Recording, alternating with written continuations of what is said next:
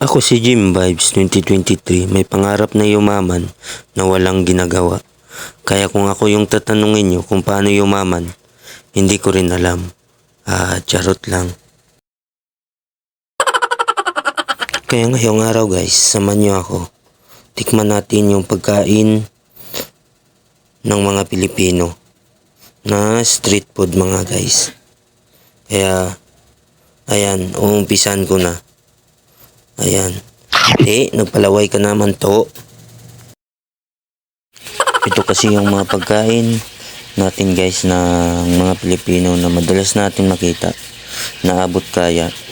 At samahan mo pa ng cook ay naman napakasarap, napakainam. At sa halagang 50 pesos lang na budget ko ay solve na talagang tuto nyo. At ayan, at nahirapan na ubusin ko yung 50 pesos na binili ko kanina. Kaya fast forward ko na lang to guys. Para naman baka matatakam naman kayo. Charot lang.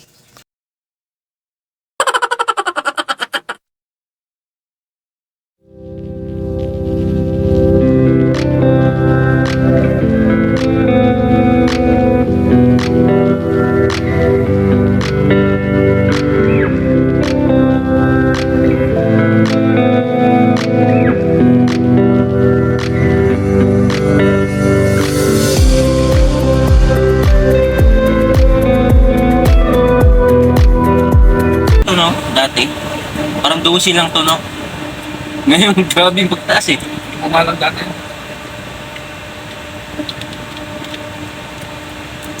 Mas mura lang to, yung pan eh, yung dibuti kasi wala na gano. Magkano na eh?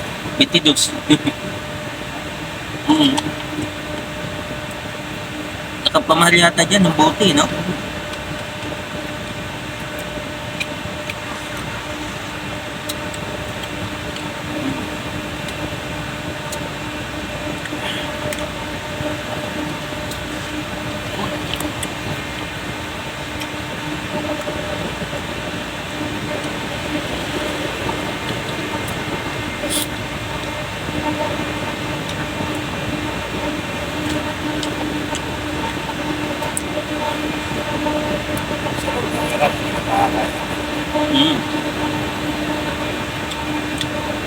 Pilihan yata ang kilik ng Pinoy, eh.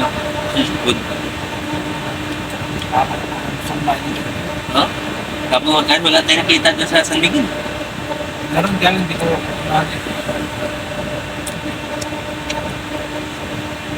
Masarap, mainit eh.